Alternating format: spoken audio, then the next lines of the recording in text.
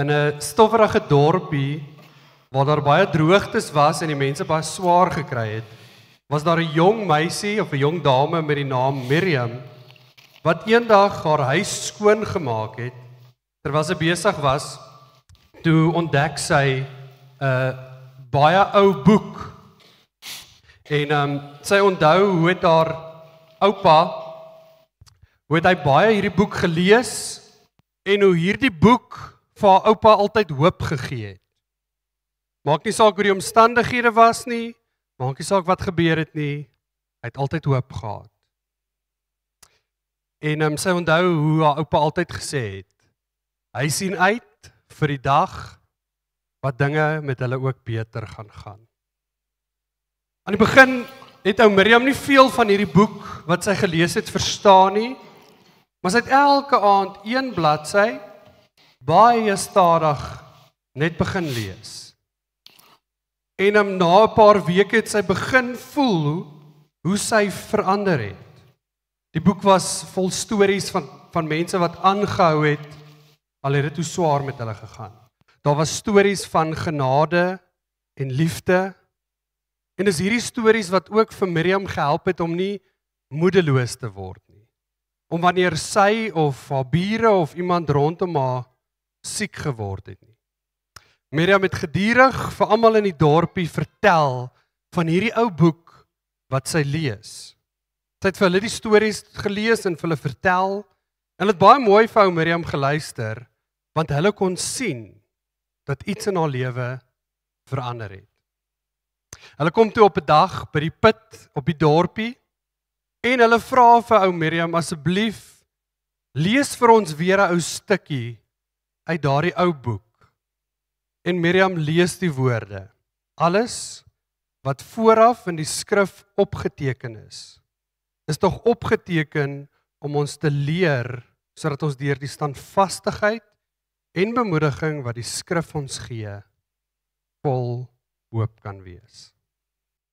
Die vers wat Miriam daar gelees het, was die gedeelte wat ons vir julle uitgestuur het as 'n wandelteks, Romeine 15, spesifiek vers 4. Mag ek voor ek verder gaan, iets op my hart om vir jou te vra, wie van julle glo dat die Bybel lewend is? Nie almal nie. Die Bybel lewe. Ek het eendag 'n vergelyking gehoor dat die Bybel, ek het al vir julle gesê ook, dat die Bybel soos 'n roltrap is. Dit beweeg die heeltyd, hy staan nooit stil nie. En as jy op hom klim, dan vat jy jou na 'n ander plek toe. En die vers sê ook, ons moet leer uit die geskrifte wat eeue oud is. Die Bybel is seker meer as 6000 jaar oud, as dit nie meer is nie. Maar ons moet leer uit hierdie geskrifte, alles wat daarin staan, want dit gee vir ons 'n toekomsverwagting. Julle het die storieetjie gehoor wat Leroy vertel, ek dink hy sê net 'n storie nie, dat dit vir Miriam op 'n ander plek neergesit het, omdat hy die woord gelees het. Sy het nie eens geweet dis die Bybel nie. En die Message vertaling, gaan ek vir julle sommer so uit die vuis uit vertaal, ek wil dit nie in Engels lees nie, wat die Here sê, God het ons probleme nie probeer vermy nie, maar hy het reg in dit ingeloof, hy het geweet daarvan. Hy het dit sy eie gaan maak, hy het dit sy eie gevat. En hy sê, deur die Bybel wil hy ons karakters bou. Hy wil ons ander kenmerke gee, hy wil ons vorm, sodat ons kan wakker wees vir dit wat hy elke dag doen. Sodat ons in verwagting kan lewe om te kyk, wat gaan die Here vandag in my lewe doen. So, Paulus sê, die Bybel en dit wat Miriam gelees het, die Bybel is nie net 'n klomp ou verhale nie. Die Bybel kan jou regtig verander, doodgewoon as jy dit lees. Ek dink 4 maniere, as ons na Romeine 15 vers 4 kyk, hoe die Bybel ons lewe verander. En ons het dit prakties probeer hou, en ons het gevra jy moet 'n pen en 'n papier bring, en die goedjies bietjie neerskryf vandag, want ek dink daar's nogal skatte wat jy kan ontdek. So ek wil jou regtig uitnooi, om goed neer te skryf soos ons aangaan. En as jy vergeet het om 'n blaai of 'n pen te bring, mag jy regtig gou hardloop en een gaan haal ook, want ek dink dit gaan vir jou baie baat. Maar 4 maniere hoe die Bybel ons lewe verander. En die eerste manier is dat die Bybel wys God se hart vir ons. Die Bybel wys God se hart vir ons. As ons die Bybel lees, is dit nie net 'n klomp kopkennis nie, maar dit wys vir ons en ons daardeur leer ken ons God se hart. Romeine 5 vers 3 is 'n voorbeeld juis hiervan wat sê Christus het nie aan homself gedink. Met ander woorde, Jesus het in nederigheid geleef wanneer hy konflik of weerstand beleef het. Met ander woorde, ek leer ken in die woord wat is Christus se karakter, wat is God se hart. Dan sê Filippense 2 en Johannes 3 vir ons, ek en jy moet meer soos Jesus word. En die realiteit is, ons kan nie soos iemand word wat ons nie ken nie. Daarom is dit belangrik dat ek en jy sê, ek wil die hart van God leer ken, sodat ek soos hy kan word.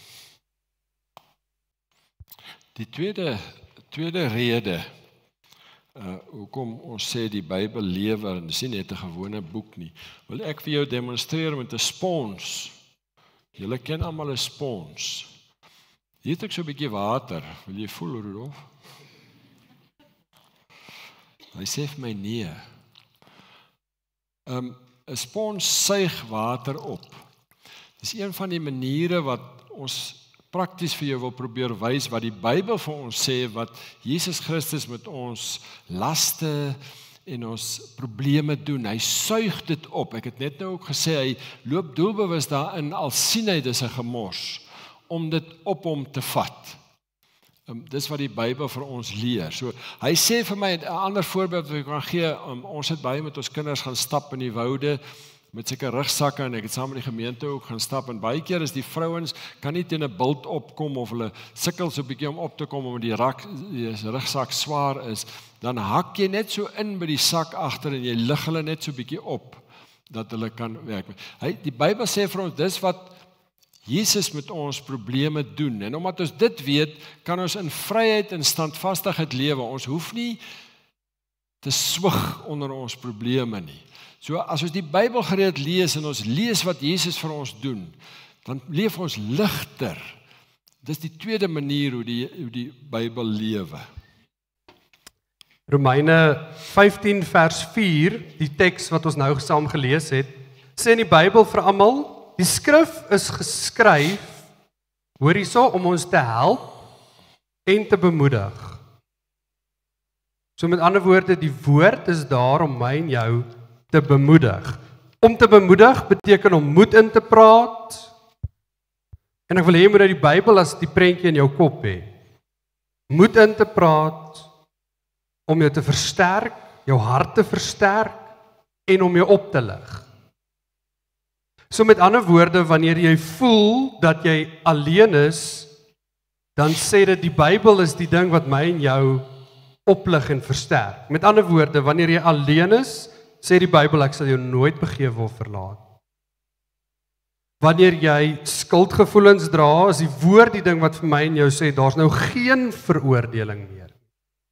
Wanneer ek en jy swak en uitgeput voel, sê die woord, my genade is vir jou genoeg.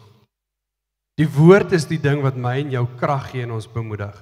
Bemoediging beteken nie, en hier is belangrik, ek het NB hier geskryf, want ek wil hê jy moet dit hoor, bemoediging beteken nie ons ontken ons pyn nie. Dit beteken ons vind krag in die seer. Nou die Griekse woord vir bemoediging, en na die reeks wat verby is, moet julle hierdie woord al ken. Die Griekse woord is die woord paraklesis. Help gou, dis die woord vir die wat? Enigiemand?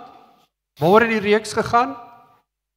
Die Heilige Gees, nee. Dieselfde woord. So die woordjie bemoedig in die Grieks is dieselfde woord wat gebruik word vir die Heilige Gees. En dis die idee dat net soos die Heilige Gees ons bemoedig en by ons is die woord veronderstel om so deel van ons lewe te word.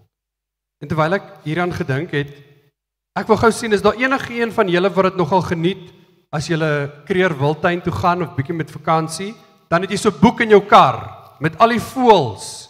Kan ek sien enigiemand? Enigiemand? Dankie. Dis maar min voëlkykers. Die voëlkykers. Met jou verkyker. Maar ek weet een ding van die ouens wat lief is en ernstig is om dit te doen. Daar's altyd 'n boek. En hierdie boek is nie net in die kar nie. Hy lê nie net onder 'n sitplek nie. Die heeltyd is ek besig om te soek. Waar en wat se voël is daai? En waar word hy eintlik aangetref? En daar word gemerk en daar word geskryf op hierdie datum het ons hierdie voël hier gesien en hy was daar en hy het dit gedoen. En ek kan nie anders as om te dink dat dit die idee was van die Here as dit by die woord kom. Want weet jy, die realiteit en die hartseer realiteit is dat ons Bybel minder gebruik word as baie mense wat 'n voëlboek het.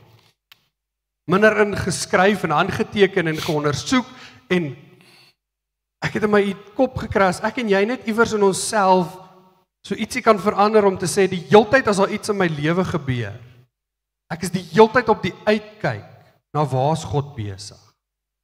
As ek met vakansie ry soos ek voëls soek, dat ek en jy elke dag van ons lewe so sal leef om te sê ek het die Here daar raak gesien.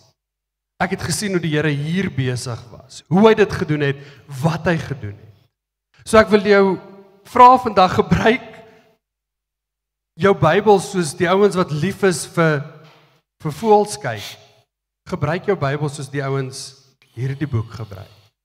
Nie net 'n boek wat daar iewers lê en net 'n noot ek hom oopmaak. So jy moet onthou, hart wat die Bybel wil doen. Dit wys jou die hart van God. Dit gee nie vir jou net feite nie. Dit is 'n spons. Die Bybel sê vir jou, as jy die Bybel gereeld lees, dan suig die Here jou probleme op soos 'n spons. Die derde en julle gesien 'n voëlboek wat jy heeltyd by jou kan dra en wat jy heeltyd kan rondblaai en soek, wat sê die Here nou vir jou? Die vierde voorbeeld wat ek vir jou sê wat die Bybel wil doen, en ons sê hierdie goed vir julle omdat daar baie vrae is oor die Bybel hoe mense dit moet hanteer. Die Bybel is ook saad. Dit plant saad in jou hart. As jy nou mooi kan onthou van die storie van Miriam wat Leroy vertel het, dat sy die boek optel en net begin lees en skielik begin sy verander en mense sien dit. En dis regtig wat gebeur, want die Here het 'n manier om die woorde of die teksverse wat jy onthou of wat jy memoriseer. As jy in 'n situasie kom, dis regtig, as ek weer die Engelse woord kan gebruik van magic, dis regtig soos magic. Jy gesels met 'n ou of jy kom in 'n situasie en die Gees roep die tekste op wat jy gememoriseer het. Dis so saad wat vir jou hoop gee. So ons wil regtig vir jou sê, maak 'n gewoonte daarvan om die Bybel te lees. En as jy kan, maak 'n gewoonte daarvan om teksverse te memoriseer. En mag ek vir die jong mense sê, terwyl hulle nog jonk is, doen dit meer dikwels. Want jy kom op 'n stadium wat dit moeiliker is om te memoriseer. Maar dan moet dit in jou wees. Ek het eendag gehoor van 'n oomie wat Alzheimer's gekry het en was heeltemal van sy kop af, maar by die Bybel gememoriseer sy hele lewe lank. En in plaas van soos ander pasiënte dat begin vloek en skree het hierdie oomie die Here begin loof en teksverse gesê en ek wens so ek kan ook daar kom as dit met my gebeur. So dit is 'n hart, dit is 'n spons, dit is 'n voëlboek en 'n saad. Dis wat die Bybel vir ons beteken. Ekskuus, ek het nou so nee, oom Peter daar genoem, die 4 goed wat ons nodig het om te ontdek. Vriende, die Here sê, as jy dalk vandag in 'n plek in jou lewe is waar jy moeg, uitgeput voel, nie gryp na middele, jou selfoon, die TV nie, gryp die woord. En ek hou so baie daarvan dat Paulus sê, hierdie geskrifte is nie geskryf vir mense van die verlede nie. Dit is geskryf vir my en jou vir vandag, vir die seisoen waarin jy is. Die woord gee vir jou hoop. Ek hou so baie van die woordjie 'n toekomsverwagting. Soos jy nie 'n toekomsverwagting het nie as jy dink Suid-Afrika is hopeloos, ons land is hopeloos, dan is dit dalk tyd dat jy weer 'n bietjie die Bybel begin lees. Want die Bybel sê daar's 'n toekomsverwagting, ook vir ons vandag. Ek wil jou uitnooi om 'n oomblik jou oë toe te maak, dan bid ons saam. Here, so baie dankie dat ons vandag 'n toekomsverwagting kan hê. Dat ons kan weet, Here, dat U hier is. Dat U ons nooit los nie en dat die woord besig is om lewe binne ons te skep. Help ons om U hart te leer ken. Here, help ons om U te soek soos ons met die voëlboek doen. Help ons, Here, om regtig die woord as spons te gebruik om die seer en die twyfel uit ons lewe te verwyder en om saad van hoop te saai wanneer ons hopeloos voel. Kom seën vandag ook hierdie erediens, Here, en kom praat met ons in Jesus se naam. Amen. Vriende, ons gaan vandag weer kyk na 'n paar vrae wat julle in die opname gehad het, die wat ons nie die vorige keer by kon uitkom nie. Ook dalk 'n paar wat julle die tweede ronde ook vir ons gestuur het. En ons het terugvoer gevra en die meeste van julle het gesê asseblief ons moet dit weer doen. Een ou het gesê net nie so dikwels nie. Maar vandag is nie so dikwels nie. So ons kyk vandag weer na 'n paar. Dit was lekker. Ek en oom Piet het gepraat. Dit is regtig vir ons eintlik so lekker om hiermee besig te wees en dit op so 'n ander manier ook te doen. So vandag gespreksdiens 2.0 en voor ek en oom Piet by enige van hierdie vrae kom, is daar 'n bitterbelangrike ding wat jy vandag moet onthou. Prediker 8 en Prediker 11 sê, geen mens, so dit sluit ons twee in, nee. Ek weet dominees is nou nie mense nie, maar dit sluit ons, geen mens kan volledig die werk van God, of die geheimenis van God verstaan nie, al probeer hy hoe hard. So dit sluit ons almal in. Al wil ons hoe graag alles verstaan, en alles kan probeer ken, kan ons dit nie reg kry nie. So dis in ons eie gebrokenheid en ons verstaan van goed, wat ons vandag met julle wil deel. So daar's goed in die Bybel, wat ons nooit gaan verstaan nie. En jy moet daarmee verlief raak. Maak dit, dis belangrik. Hierdie goed hoef asseblief nie jou verhouding met die Here te beïnvloed nie. Die feit dat jy nie alles verstaan nie, hoef nie 'n impak te hê op jou verhouding met die Here nie. Dis belangrik. So dan, op die eerste vraag het mense gevra oor die lewe na die dood. 'n Paar vragies oor die dood. En die eerste vraag natuurlik is vir oom, waar is mens na jou dood? Behalwe nou in die graf natuurlik. Waar's mens na jou dood? Ja, ek het nogal 'n paar mense gehad wat my die vraag gevra het en ek wil julle ook uitnooi. Dis vir ons baie lekker as julle vir ons vra, want dan leer ons self ook baie oor die Bybel. So sommer op WhatsApp 'n vraagie, dan kommunikeer ons met julle. So hierdie het ek nou al baie gedink en ek sê net maar vir jou wat ek in die Bybel verstaan daaroor. 2 Korinte 5 vers 1 is die begin van dit wat ons in die namals gaan beleef. Daar sê die Here, ons liggame hier op aarde is soos 'n tent. Ons woon nou in 'n tent. Die Griekse woord is skenos, wat beteken is 'n tydelike verblyf. As julle het al in flieks gesien, hierdie Arabiere wat so in hierdie tenthuise bly, dit is waarna hy verwys. As ons op aarde bly, is ons 'n tent. En hy sê hierdie tent word op 'n stadium afgebreek. Dis nou wanneer ons doodgaan, word hy afgebreek. En daai afbreek is katalio, die Griekse woord, wat beteken, ek hoop jy kan dit sien, dis soos 'n bruistablet wat oplos. Dit beteken letterlik die woord kataleo beteken om te dissolve.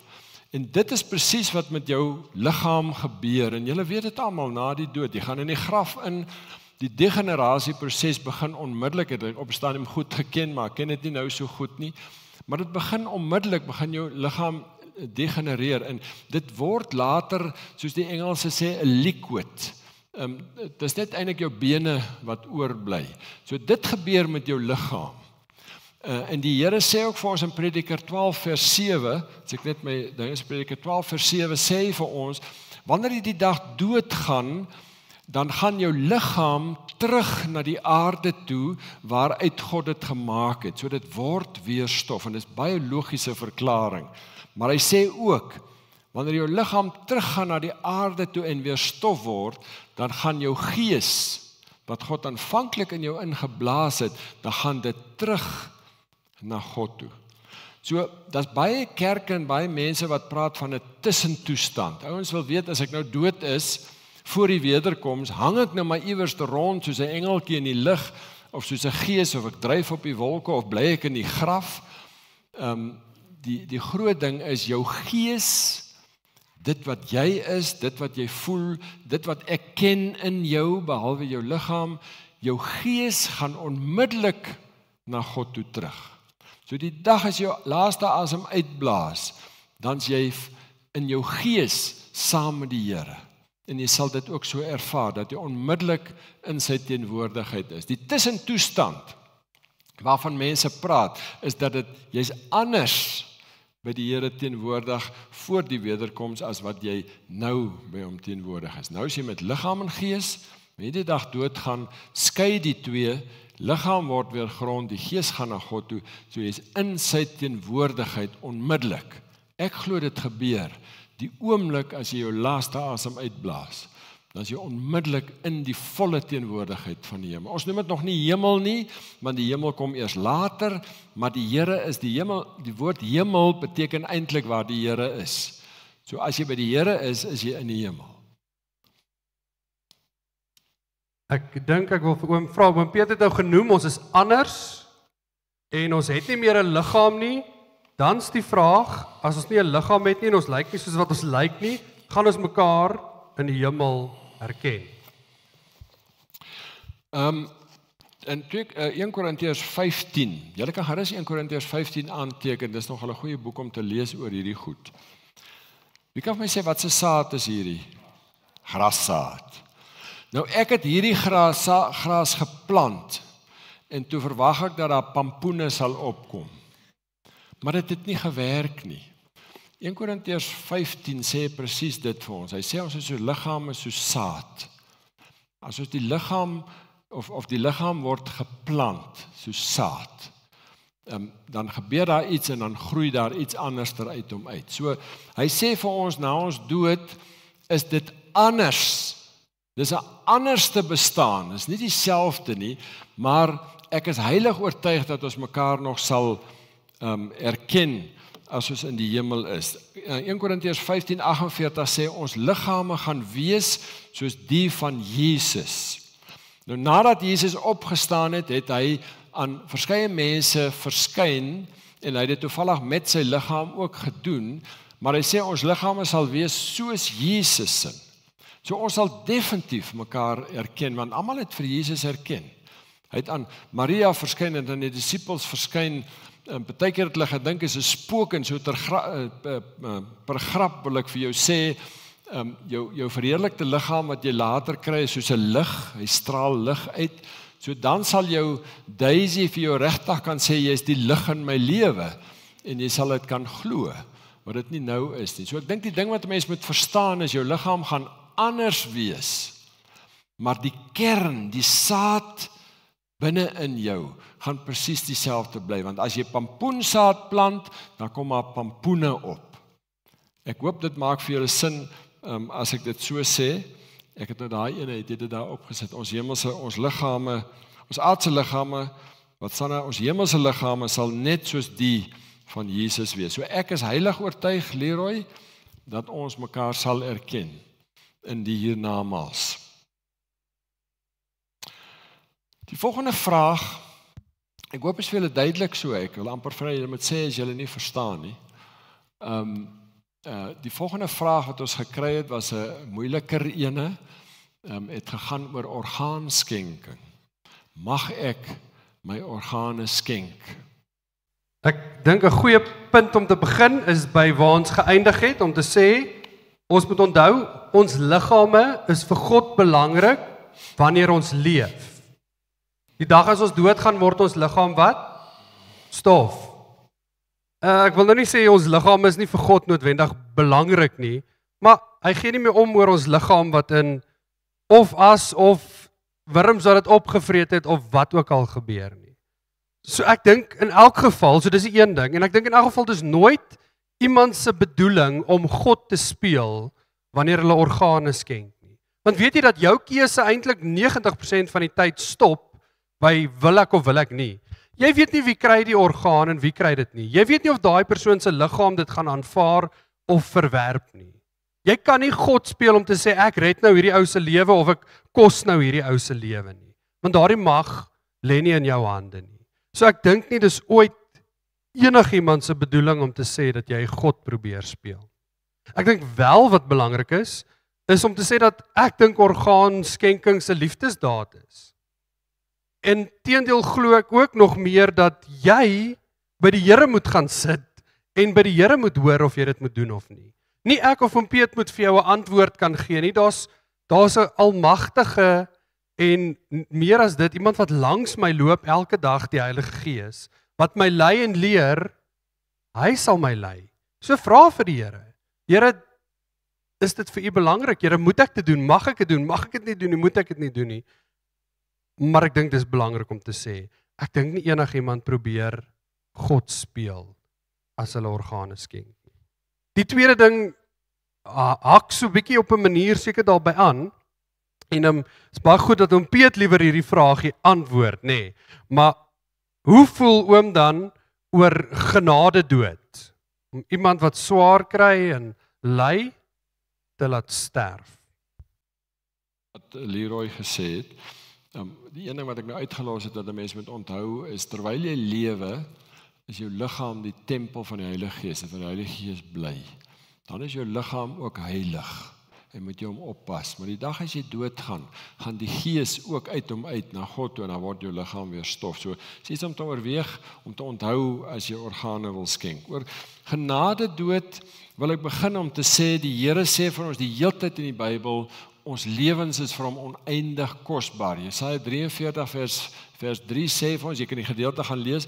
Jesaja 43 is 'n goeie gedeelte om vir iemand te lees as jy hom in die hospitaal gaan besoek, waar die Here sê, moenie bang wees nie, ek is by jou. En dan sê die Here op 'n stadium, jy is vir my kosbaar, so kosbaar dat ek mense in ruil sal gee vir jou lewe. So dis baie belangrik om dit te onthou. Die Here sê ook vir ons in Genesis 1, hy het ons na sy beeld geskep. Ons lyk amper soos hy. Handelinge 17:27 wat julle goed ken, sê hy het ons gemaak om hom te soek, wat ons vanmôre ook vir mekaar gesê het. Johannes 3 vers 16 sê die Here, ek het julle so lief dat ek my seun sal gee. So die Here is mal oor jou en jou lewe is vir hom onbeskryflik kosbaar. En dan sê die Here hierdie gedeelte in 1 Samuel 2 vers 6, hy sê dis die Here wat laat doodgaan en die Here wat laat lewe. So jy's so kosbaar vir die Here, jy's soos dit moet mense altyd onthou, ek en jy is soos 'n kind, soos jou eie kind vir die Here. Dis vir hom verskriklik lekker dat ons by hom is, maar hy haat dit as ons nie by hom is nie. Besef dieselfde met ons eie kinders. So die Here sê, ek het jou lewe is so kosbaar, ek wil graag die reg hê om te besluit wanneer jy doodgaan en wanneer jy lewe. God se tydsberekening kan nogal partykeer uitdagend wees. Want dan gaan mense dood wat jy nog verskriklik nodig het en jy dink, hoekom gebeur dit nou? En ons het nie die antwoord daarop nie. Die enigste rede is maar net omdat God die lewe gee en God kan weer die lewe teruggaan. Dis wat Job ook vat, dis wat Job ook gesê het. So ek dink genade dood, as ons ingryp en 'n lewe wat God gegee het wil beëindig om watter redes ook al, dan is dit soos moord. Dieselfde wat ek oor abortus voel, as daar abortus plaasvind, maak ek my saak op watter stadium dit is nie, en ek weet daar sekere uitsonderings, ek maak nie sonder uitsondering dit nie, maar dit grens half aan moord. As jy 'n lewe neem wat God gegee het, dan is dit moord, so ook genade dood, dit glo ek, en ek is goddank bly, dit is nog nie in ons land goedgekeur of 'n gangbare praktyk nie.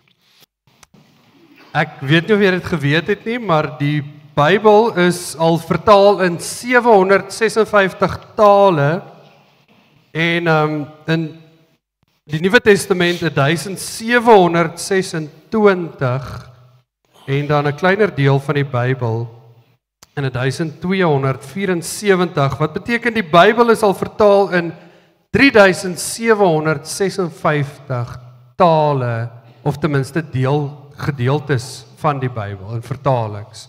So Moopie, die volgende vraag in die opname was, hoekom? Hoekom is daar soveel verskillende weergawes van een en dieselfde Bybel? Julle weet dat die Bybel oorspronklik nie in Afrikaans geskryf is.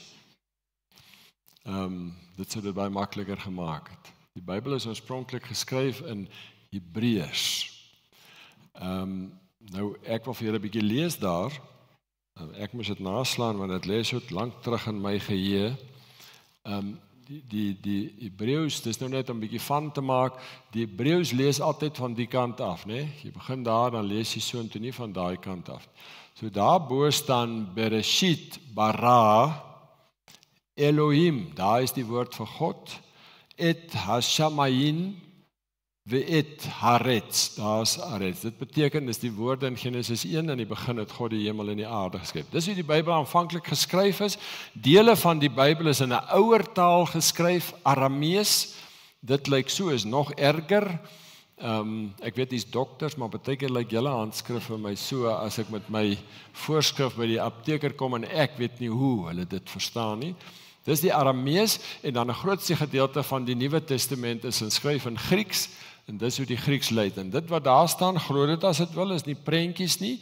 Dis Johannes 3 vers 16 en 7 wat sê, want so lief het God die wêreld gehad. En uiteraard, as 'n mens 'n teks vertaal, en dit het ons baie al vir julle gesê, as jy 'n teks vertaal, dan is daar verskillende betekenismoontlikhede van die woorde. Ons sê dit baie vir julle as ons preek, en jy as vertaler moet die moontlikheid kies wat jy dink die beste gaan pas. En uiteraard gaan die een ou dit kies en die ander ou dit. En dis hoekom daar soveel verskillende vertalings is. Dit beteken nie die een is meer geldig as die ander, of daar is groot foute nie. So natuurlik, as ek en jy die Bybel wil lees, dan moet dit vertaal word, nê? In Afrikaans, in Engels, in Zulu, en so gaan ons aan. Vir almal die moontlikheid om die Bybel te kan lees, en dan die realiteit is, boop dit alles, ontwikkel ons eie taal met tyd, nê? So Afrikaans en Engels klink baie anders as wat dit jare gelede geklink het. Die taal ontwikkel, en daarom ontwikkel die Afrikaanse vertalings ook dan natuurlik met tyd. Nou ons het lekker gelag gister toe ons met hierdie goed besig was. Ons nie dit gister gewerk nie. Ons het gister net by mekaar gesit. Ek wil hom net sê, anders te slaan ek my eie naam met 'n plank. Toe het ons so lekker gelag vir die ou vertalings waarmee ek as kind groot geword het. Wie van julle was 'n kind toe ek 'n kind was? Dit is so goed om te hoor. Hier's nog sulke mense.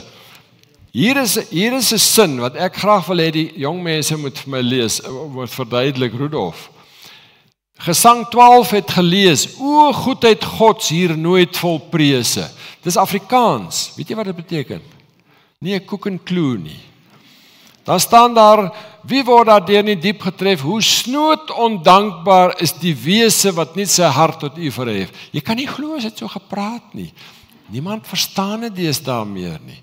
En daarom moet die Bybel in ander tale vertaal word, en moet dit elke keer naarmate die taal ontwikkel, moet dit makliker geskryf word vir die mense van vandag om te verstaan. Ek dink dan die volgende belangrike ding, oor hoekom daar verskillende vertalings van die Bybel is wat ons noem vertaalbenaderings. So hoe iemand die vertaling benader. Okay, hoe hy besluit het, ek gaan hierdie oorspronklike Grieks, Hebreëus gaan ek lees, en hoe gaan ek dit benader? Okay, so sommer so 'n tabel om dit vir jou te verduidelik. So van die vertalers sê, hulle vertaal die Bybel woord vir woord. Wat beteken, hulle hou by die oorspronklike teks, dit wat daai woord sê, dis waarmee hulle dit vertaal. Voorbeelde is die 1933 vertaling, die English Standard Version en dan natuurlik die King James. Die volgende klomp vertaling benaderings is gedagte vir gedagte of 'n sin vir 'n sin. Hierdie ouens sê, hulle wil die betekenis behou van hierdie vers eerder as net die presiese woorde. Okay, voorbeelde daarvan, die 1983, die Nuwe Lewend, die Bybel vir almal en die New International Version. So dis die gedagte van daai vers is vir hulle belangriker as om dit nou presies woord vir woord te vertaal. En dan het ons wat ons 'n parafrase noem, 'n meer gemaklike weergawe, amper 'n tipe kommentaar. So die ou lees, ek weet nie of julle al die Message gesien het, party word 3 of 4 verse in een gedeelte gesit. Want hierdie ou sê, wat is die idee van hierdie 4 verse in 'n baie eenvoudige, maklike, verstaanbare manier? Voorbeelde is die Boodskap vertaling, die Message en die Passion Translation. So, party Bybelgedeeltes is meer letterlik vertaal en ander is dan nou natuurlik meer dinamies. Die letterlik is die presies woord vir woord, nê, naaste aan die oorspronklike. Maar hierdie ouens lees bitter moeilik. Hierdie lees maklik, maar is 'n bietjie minder as die oorspronklike woord vir woord vertalings. Dit vat niks weg asseblief. Dit vat niks weg van enige vertaling nie. Ons probeer net vir jou verduidelik hoekom ons net in Afrikaans 'n paar verskillende vertalings het. Dit gaan oor hoe het hulle dit benader om dit te vertaal. Vriende, dit is hoekom ons so 'n ding daarvan maak dat jy verskillende vertalings moet lees. Ons baie vir julle gesê van die YouVersion app wat jy kan aflaai en ek weet as jy bietjie ouer is, sukkel jy dalk daarmee, maar vra jong mense om jou te help, dan het jy 'n hengse klomp vertalings byderhand om te lees. En vir dat vir jou aanmoedig, lees verskillende vertalings want dit bring elke keer net 'n nuwe, dis soos 'n klomp preke waarna jy luister, is elke keer 'n nuwe invalshoek wat dit bring. En ek wil net daarby sê, meeste van die Bybels word gewoonlik uit die grondtale vertaal. Met ander woorde, die tale wat ek jou gewys het, dit word daaruit vertaal. Ou vat nie 'n reeds vertaalde Bybel en skryf hom maar net oor nie. Hulle gaan terug na die grondtale toe. So die belangrike wat ek vir jou vandag wil sê is, daar is nie 'n vertaling wat die regte vertaling is nie. Aan die ander kant wil ek ook sê, daar's nie een wat verkeerd is. Ou vir jou sê 33, 53 vertaling is die enigste regte vertaling, presies dieselfde as al die ander vertalings. Maar as ons nou so sê, is die Bybel dan nou nog enigstens akkuraat? Dit was een van die vrae wat ons gekry het. Ja, ek dink ons weet vir een rede dat die Bybel nogal akkuraat is, omdat daar honderde, ek wil amper sê duisende studies rondom die Bybel gedoen word. Ek weet nie wie van julle het al gesien op History Channel, op die TV, is daar nogal gereeld programme van ouens wat goed van die Bybel ontdek. Goed wat hulle agterkom, die Bybel het dit gesê, dan kry hulle hierdie goed. So, jare se werk deur wetenskaplikes word ingesit om regtig te bewys dat die Bybel waar is. En die akkuraatheid daarvan, maar selfs sielkundiges en ander mediese velde bewys daagliks hoe akkuraat die Bybel is.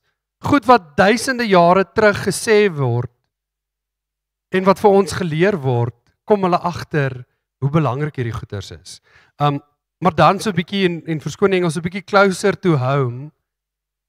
Ek dink 'n mens kan uit die getuienisse en die stories, soos die storie van Miriam, kan mens agterkom dat die Bybel nog akkuraat is.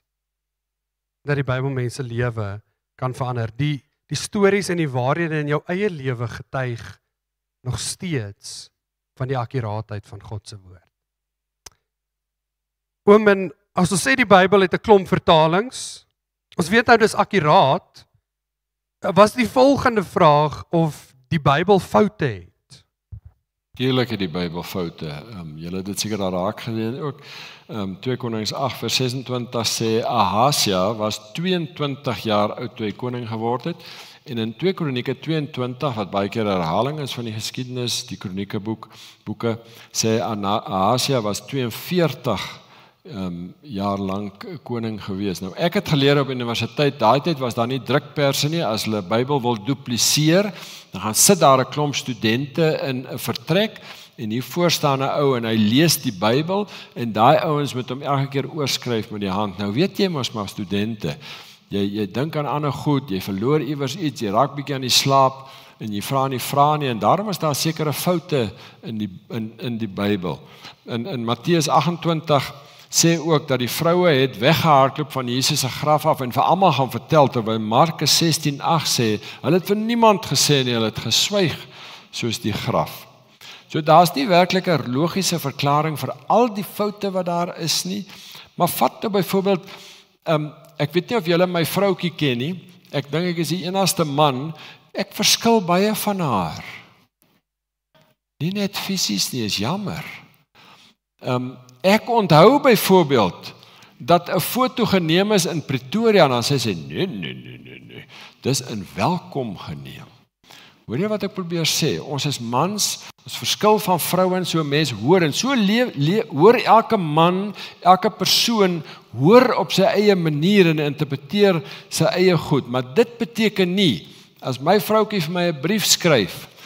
As ek nog verlief was, ons skryf nie deesdae, maar dit is wonderlik, jy kan gerus weer probeer, dit is fantasties om 'n brief vir jou geliefde te skryf en jy wag dat dit deur die pos moet kom. Dit is so 'n gebeurtenis en nou skryf sy in daai brief goed wat ek dink wat nonsens is, wat ek nie kan onthou nie. Dan gaan ek mos nie die brief opskeur nie, want dit is my geliefde. Ek gaan lees wat is die boodskap wat sy probeer oordra. En dis wat ek vir jou wil sê van die Bybel. Jy kan foute soek as jy wil, jy sal honderde kry en as jy wil ek met jou help, moet jy vir my sê, dan gee ek vir jou sommer nog 'n klomp foute in die Bybel. Maar dis nie waaroor die Bybel gaan nie. Die boodskap van die Bybel is vir duisende jare al onveranderd. En dis wat jy moet verstaan. Die boodskap van die Bybel verander nie. Hierdie woord waarin dit geskryf is, die fisiese woord, fisiese Bybel verander. Die teks wat ek vir jou hier wil opsit is Johannes 16 vers 13 en dit is wat ons het en waaraan ons moet vashou. Sê, wanneer die Gees van die waarheid kom, sal hy julle in die hele waarheid lei. So die waarheid kan miskien op skrif verskillend lyk, maar die Gees gaan die waarheid in jou hart inplaas. As jy die Here liefhet en as jy 'n kind van die Here is, as jy natuurlik soek vir foute en jy glo nie in die Here nie, gaan jy 'n magdom van hulle kry. Maar ons wat in hom glo, weet, dis God se liefdesbrief aan ons. En omdat dit deur mense na ons toe stuur, is daar natuurlik foute. Die foute moet jou nie afsit nie. Dis nie waaroor dit gaan nie. Ons het by die vorige gespreksdiens het ons vir mekaar iets bitter belangrik gesê. Ek hoop jy kan dit onthou. Ons het gesê die Bybel is nie 'n geskiedenisboek nie. Hier's 'n chocolate. Dis 'n wat se boek? Enigiemand? Oom, ek weet nie of ons meer hierdie moet doen op 'n Sondag nie. Want lyk geskiedenisboek, dis 'n waarmee wil God met ons wees? In 'n verhouding. Nou het ek nie genoeg chocolates nie. Ag Rokkie, sommer vir jou 'n chocolate, net omdat jy die naaste sit aan my.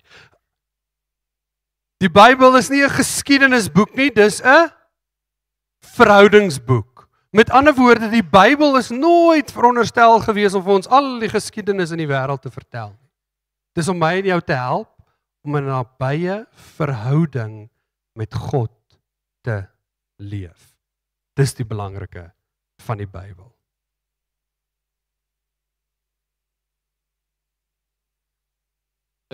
Terwyl van die tyd moet ons die volgende vraag los. Is dit reg so? Dan gaan ons na vraag 6. Ek gaan oorgaan net daar. Ons het net gesê Oud, Nuwe Testament, hoe is die Bybel ingedeel? Ek wil tog net 'n laaste ding oor dit sê. Die vraag was oor hoe is die Bybel saamgestel? Oom Piet het so iets van dit in die begin gesê. Vriende, ek hoop jy gaan iets hoor van die wonderwerk van die Bybel wat ons het. Oor 6000 jaar 40 verskillende mense wat die Bybel geskryf het. En eintlik is die foute minimaal. So dis 'n wonderwerk, gaan probeer dit vandag, gaan sit 40 mense oor 'n tydperk van 6000 jaar bymekaar en sê gaan skryf 'n boek. So ek wil vandag vir jou sê dat dit eintlik 'n ongelooflike wonderwerk is dat ek en jy die Bybel het en dat daar eintlik so min foute in die Bybel is. Daar's baie meer goed wat ooreenstem en reg is as wat dalk verkeerd is. Ja, vriende, ek dink ons gaan hier afsluit vandag. Ons het nou baie oor die Bybel gepraat en ek het 'n kaartboek saamgebring. Wie van julle het al met so 'n kaart gery? Dis verskriklik. Die kinders deesdae verstaan dit nie. Jy het GPS. Nou, ek het Johannesburg toe gery, want Johannesburg is vir my Grieks, ek kom nie baie daar nie. Met hierdie kaartboek langs my op die sitplek. En dan moet ek in die kar op die pad ook nog konsentreer. So jy gaan sit voor die tyd, en ek hoor as nou nog mense wat dit doen, hulle gaan studeer die pad en memoriseer dit. Want anders weet jy nie om te ry nie, en dan moet jy kort blaai, en dan stop ek langs die pad, en jy blaai om goed te kry, want die hele boek is vol kaarte, en dit is Gauteng se complete map boek. En ons dink, as ons die Bybel het, dan het ons so 'n kaart. Ons dink die Here gaan vir ons elke paadjie wys, hy gaan ons alles in detail gee. Die Bybel is nie 'n padkaart nie. Die Bybel is 'n kompas. Die Bybel sê vir jou, dit is die rigting wat jy moet gaan. Jou pad na daai rigting toe kan so loop en so loop en so loop, maar hy sê vir jou, dis waar jy jou oog moet hou op God. Dis 'n kompas in jou lewe. Wie van julle was al in Kaapstad? Wat is kenmerkend van Kaapstad? Tafelberg. Jy kan hom van nêrens af mis nie. Hy's altyd daar. En Kaapstad is soos die Bybel. Dis 'n punt waarheen jy kan beweeg. As jy verdwaal, dan kyk jy net, daar is die berg, dan weet jy moet nou hier so draai en daar so draai. Nou Leonard Sweet sê, die Here gee nie vir ons 'n padkaart nie. Hy gee vir ons 'n kompas en hy gee vir my en vir jou 'n bestuurslisensie. Die Gees om agter die kompas aan te ry. So hy los ons glad nie alleen nie. Daar was 'n ou monnik gewees waaroor ek baie gelees het al en wat ek baie respek vir het. Jare in 'n monnik gebly, of in 'n klooster gebly, verskriklik naby aan die Here geleef. En ou Thomas Merton het iewers in sy lewe gesê, I have no idea where I'm going. Sy hele lewe lank die Here aanbid, hy het geen idee waartoe hy gaan nie. Hy sê, but I believe the desire to please God will in fact please Him, and I hope that desire is in all I am doing. Ek hoop julle hoor Handelinge 17, wat die Here sê, en Thomas Merton sê ook, as jy die Here soek, is dit eintlik jou kompas. Dan bly jy, en dis waarom die voëlboek vir my so 'n ongelooflike goeie beeld is. So as ek so agter die Here aanloop, as 'n voëlkyker soek voëls. Hy is so gefokus op dit, jy kan nie sy aandag op iets anders vestig nie. Hy soek die hele tyd net na nuwe voëls. En as hy 'n nuwe voël sien of iets sien wat hy nie verstaan nie, dan blaai hy in sy boek en hy kyk wat se voël is dit en wat dit beteken. En dis hoe die Bybel en God saamwerk. Die Bybel gee vir ons 'n kompas. Hy sê Handelinge 17, soek my. Daar's min goed, nou my woorde mooi tel, wat nie reg is as jy die Here soek nie. Met ander woorde, jy moet nie gefokus wees op wanneer doen ek reg nie. Soek die Here, dis waarop jy gefokus moet wees. Loop agter hom aan en gebruik die Bybel om vir jou te sê waar jy nie verstaan nie. Gebruik gebed om vir die Here te vra, Here, hierdie teks verstaan ek glad nie. Verduidelik dit asseblief vir my. Ek gaan regtig afsluit net.